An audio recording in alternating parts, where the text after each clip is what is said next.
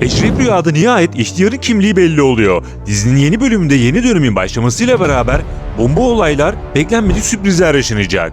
Eşref, Gürdal ve Kadir'in içeri girmesi gerilimi ve aksiyonu üst seviyelere çıkaracak. İlk olarak bu senaryoyla başlayalım. Ardından diğer kaçırmamamız gereken bomba sürprizlere değineceğiz. Eşref, Kadir ve Gürdal'ın içeri girmesi elbette boşuna değil. Eşref balıkçıyla yaptığı anlaşmayı bitirdi sandı ancak henüz bitmedi. Balıkçının da dediği gibi bu işten sıyrılmak Eşref için o kadar kolay olmayacak.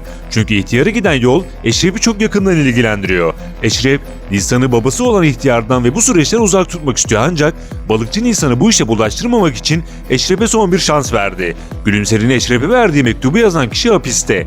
Balıkçı bunu bildiği için savcı Selma'ya talimat vererek Eşref'i bilerek içeri gönderdi. Eşref'in içerideki en büyük amacı Gülümser'e ihtiyarla ilgili bu mektubu yazan kişiyi bulmak olacak. Eğer bulursa ihtiyara artık ulaşmış olacaklar. Peki bu ne zaman gerçekleşecek?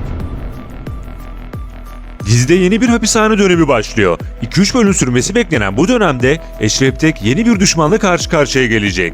Ali Sürmeli'nin canlandırdığı Celo Ağa karakteri Eşref'e, Gürdal'a ve Kadir'e zor anlar yaşatacak. Koğuşun lideri olan Celo Ağa, Eşref'in kendisine biat etmesini isteyecek ancak bildiğiniz gibi Eşref Tek hiç kimseyi boyun eğmeden imajını korumaya devam edecek.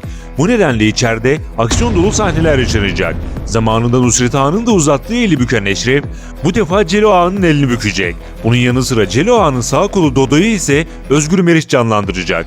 Dodo ve Gürdal sık sık karşı karşıya gelecek. Cezaevi müdürü Kemal'i ise Taner Ertürkler oynayacak.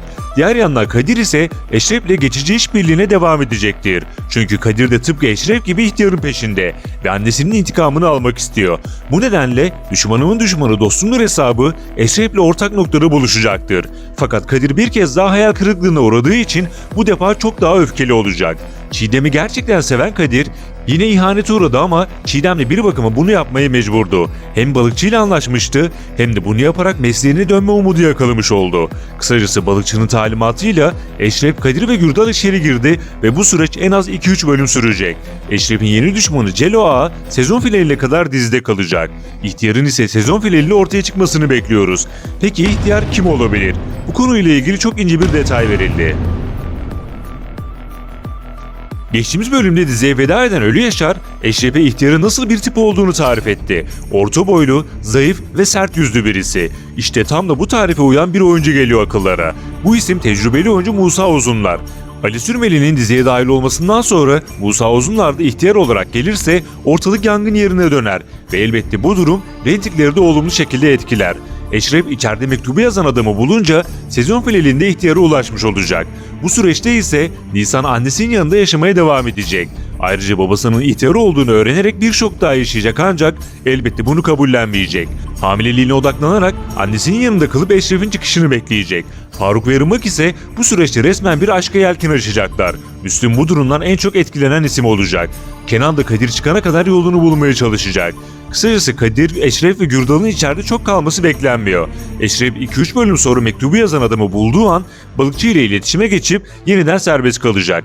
Öte yandan ihtiyar tarafından öldürülen Yaşar bu defa gerçekten Ölü Yaşar oldu. Kızı Elif'i Gürdal ve Gonca'nın evlatlık olarak alması bekleniyor. Son olarak dizinin sonra ilk sonuçlarına bakarsak son bölümde reytinglerde 3 kategoride de düşüş yaşandı. Bu düşüşlerde hem Şampiyonlar Ligi maçının etkisi hem de mevsimsel bir etki söz konusu. Her yıl Nisan ayının sonu ve Mayıs ayında reytinglerde genelde düşüşler yaşanıyor. Çünkü televizyondan canlı izleyenlerin sayısında düşüş göze çarpıyor. Fenomen dizi Eşref Rüya bu reytinglerle 3. sezon onayını zaten almıştı. 10 Haziran'da sezon finali yapılacak ve muhtemelen gelecek sezon final sezonu olacak. Peki siz son senaryolarla ilgili neler düşünüyorsunuz? Sizce hapishane senaryoları diziye renk katacak mı? Fikir ve düşüncelerinizi yorumlara yazın. Tüm gelişmeleri öğrenmek ve videolardan anında haberdar olmak için kanala ücretsiz bir şekilde abone olarak bildirimleri açabilirsiniz. Bir sonraki videomuzda görüşmek üzere.